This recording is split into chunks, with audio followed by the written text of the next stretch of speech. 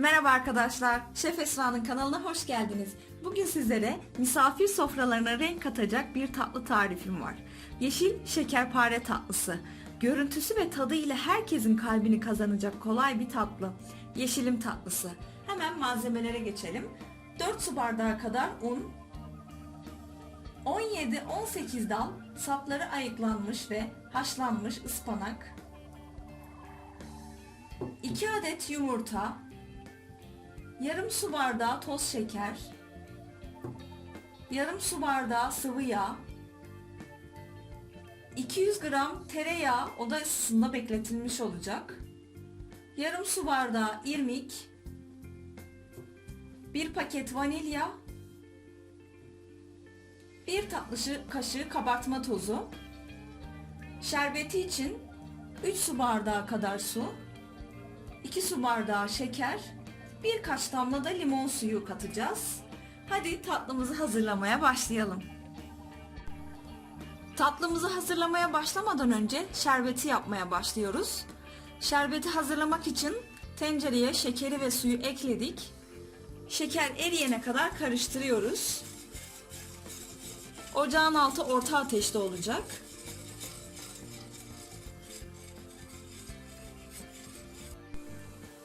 Şerbetimiz kaynamaya başlayınca limon suyunu ilave edip 5 dakika daha kaynatıyoruz.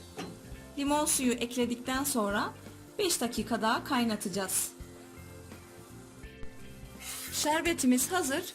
Şimdi şerbetimizi soğumaya bırakıyoruz ve tatlımızı hazırlamaya başlayalım. Önceden haşlanmış ıspanak yapraklarını ve sıvı yağ ekleyip karıştırıyoruz.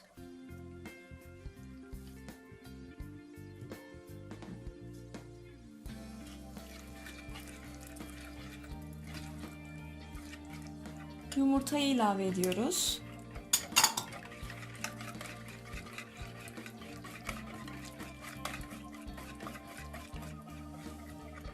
Şekeri ilave ediyoruz.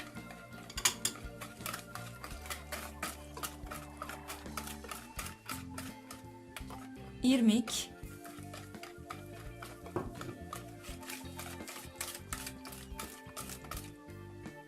tereyağı,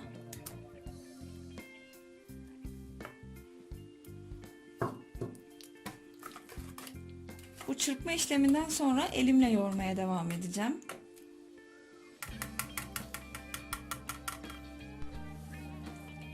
İçinde tereyağını şöyle bir malzemeye karıştıralım. Kabartma tozu ve vanilyayı ekleyelim. Ve unumuzu yavaş yavaş ilave edeceğiz. 4 bardak dedim ama daha az veya daha fazla olabilir. Herkesin bardak ölçüsü farklı olduğu için unu her zaman yavaş yavaş kontrollü bir şekilde ekleyin. Şöyle güzelce yoğuralım.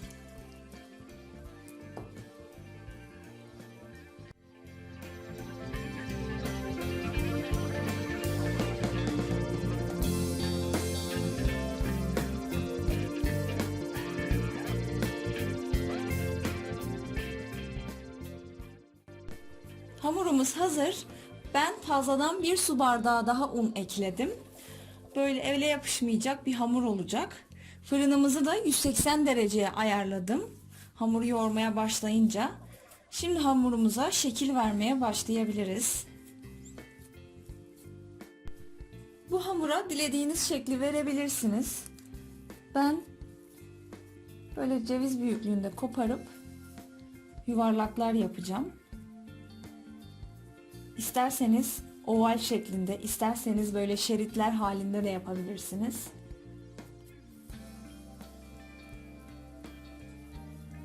Ben bugün böyle yapmayı tercih ediyorum.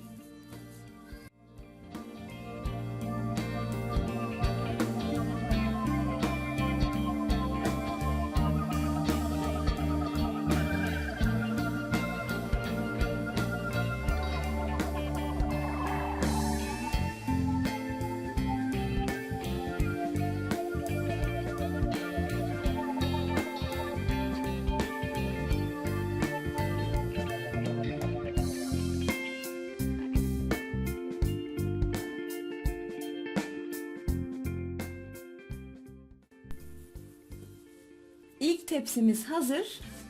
Önceden ısıttığımız 180 derecelik fırında 15 dakika kontrollü bir şekilde pişiriyoruz. Kesinlikle fırını kontrol edin. Ben 15 dakika diyorum ama bu 20 dakikada olabilir.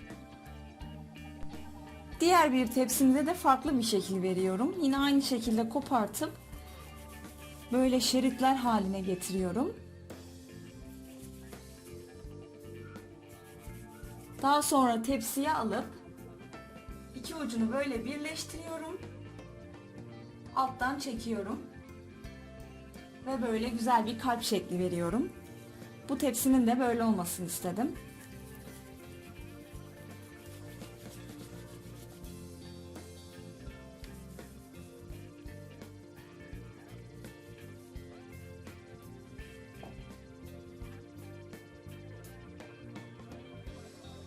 Böyle bütün hepsini aynı işlemi uygulayacağım. Ve dilerseniz böyle şeritler haline getirip bıçakla kesip bu şekilde de şekil verebilirsiniz. Bu da farklı bir seçenek olsun sizin için. Mesela böyle yapıyoruz. Kesiyoruz.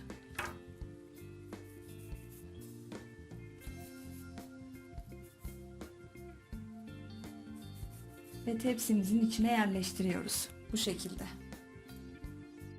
İkinci tepsimiz de hazır. Diğeri pişti, çıkartıp şerbetleyelim. Bunu fırına gönderelim şimdi. Evet, ilk tepsimiz hazır. Şimdi soğuk şerbeti sıcak tatlıya döküyoruz. Tatlınızı bir gece önceden yaparsanız çok iyi olur. Çünkü böyle şerbetli tatlılar bir gece veya 2 gece dinlenince o kadar güzel oluyor ki tadı daha güzel oturuyor.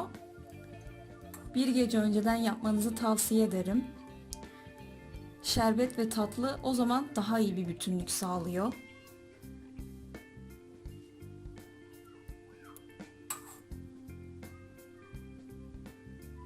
Bayramlarda da yapabileceğiniz çok güzel, kolay bir tatlı. Dilerseniz içine fındık, ceviz, fıstık da koyabilirsiniz.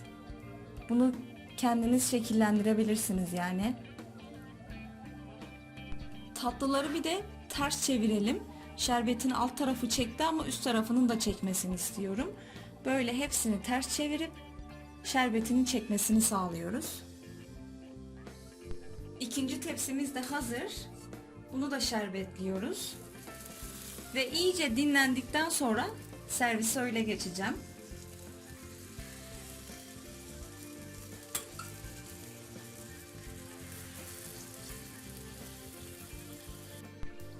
Evet, ıspanaklı şekerparemiz hazır.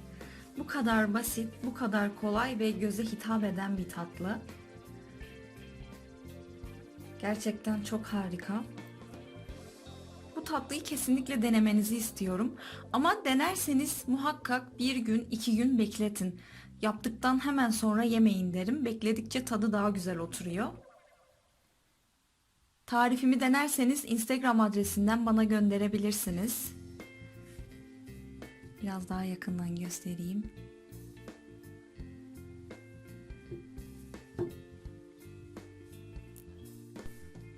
Beni izlediğiniz için teşekkür ederim.